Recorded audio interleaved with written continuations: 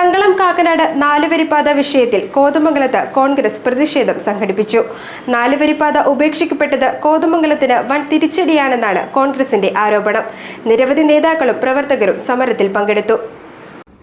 തങ്കളം കാക്കനാട് നാലുവരിപ്പാത ഉപേക്ഷിച്ചതിനെതിരെ കോൺഗ്രസിന്റെ കോതമംഗലം കവളങ്ങാട് ബ്ലോക്ക് കമ്മിറ്റികൾ സംയുക്തമായാണ് സമരം സംഘടിപ്പിച്ചത്.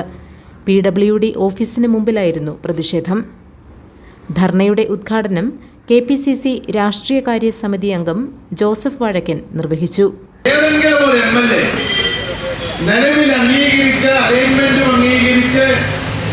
പദ്ധതിക്ക് അംഗീകാരം കിട്ടി പണി തുടങ്ങിയ ഒരു റോഡ് വേണ്ട എന്ന് പറയാൻ കൂട്ടുനിൽക്കുമോ? ഒരിക്കലും ചെയ്യില്ല. ഇത് തുടങ്ങിയ പണിയാണ്. അതല്ലാതെ പുതിയതായിട്ട് ഇപ്പോൾ ഒരു റോഡ് കൊണ്ടുവരാൻ നേരത്ത് ഒരുപക്ഷെ ഗവൺമെന്റിന്റെ ഭാഗത്തും എഞ്ചിനീയർമാരുടെ ഭാഗത്തും ഒക്കെ ചിലപ്പോൾ ചില അഭിപ്രായങ്ങൾ ഉണ്ടായിരിക്കാം, അലൈൻമെന്റിലൊക്കെ വ്യത്യാസങ്ങൾ വന്നൊക്കെ ഇരിക്കാം.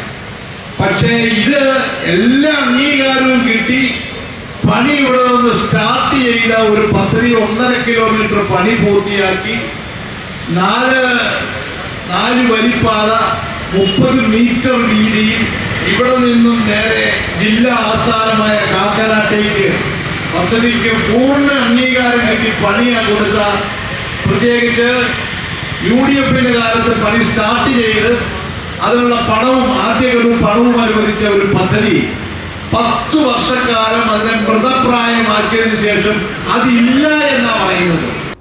ബ്ലോക്ക് പ്രസിഡന്റ് ഷമീർ പനക്കൽ അധ്യക്ഷത വഹിച്ചു.